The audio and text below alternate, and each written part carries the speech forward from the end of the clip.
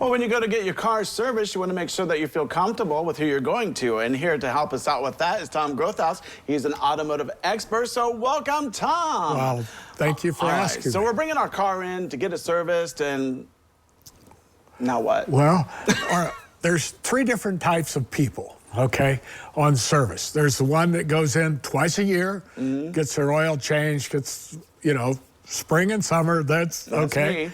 And then you got the one that does what the factory says, 30,000 miles, 60,000 miles, 90,000 miles, 120,000 miles. And basically what that is changing your fluids. Because the fluids now are doing what wore out your parts before. So the fluids are really critical to change, okay? And then the other thing is when you're in there, how many times have the service manager or service writer told you, oh, you've got 30 seconds left on your brakes? What does that mean? You go, yeah. Yeah. You don't ask. It's like the doctor tells you, oh, you got a hemoglobin over there, and you go, oh, okay. You ask questions. And if you're not comfortable with the service writer saying, what he's saying, and you say, well, I'd like to speak with the technician.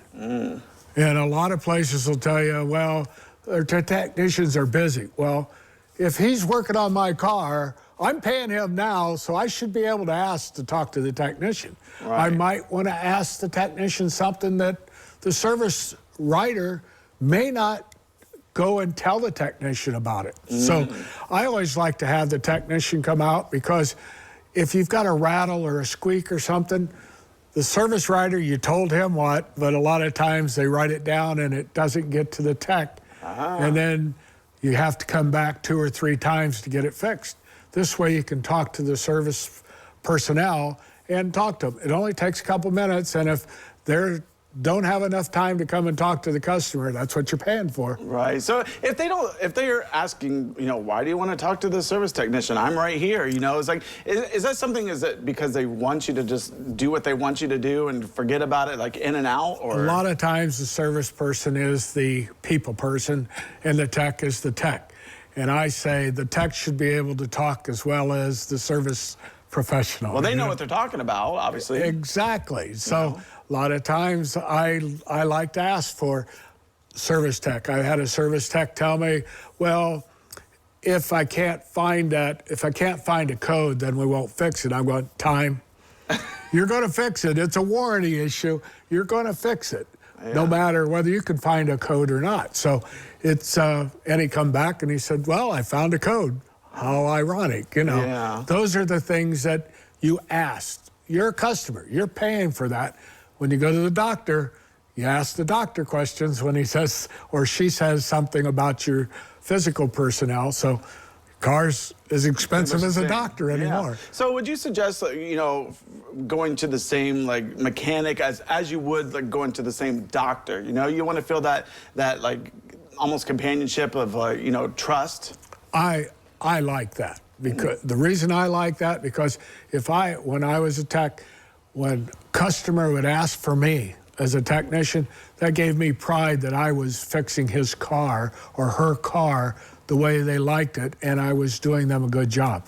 I always tried to educate them so they knew what was going on with their car, instead of, I say, well, you got 30 seconds left on your brakes.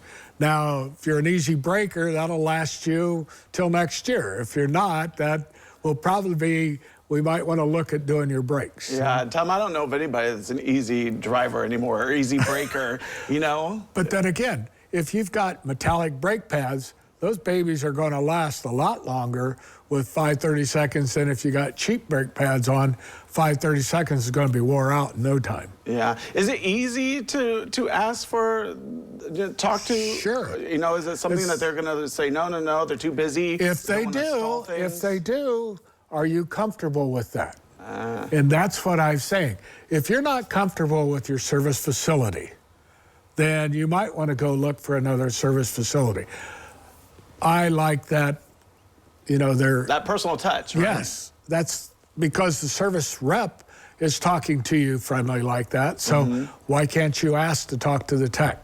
Right. And you say, I would like to listen to what the tech has to say because I might have a couple questions on my rattle or my squeak, you know. Yeah, I think they probably just don't want you to like just, you know, carry on a full conversation where it's just, you know, stall things where it delays the next person, then the next person, the next person, But that tech is already on my clock. There you go. So why not? Why can't I? Exactly. If I want to stand and talk to him for a half hour and they put him on my clock, that's a half hour I'm paying for. So it's up to you. That's true. That's the way to look at it. All right. Well, Tom, thanks so much for coming in. I appreciate it. Well, don't go away because medical news is coming up next.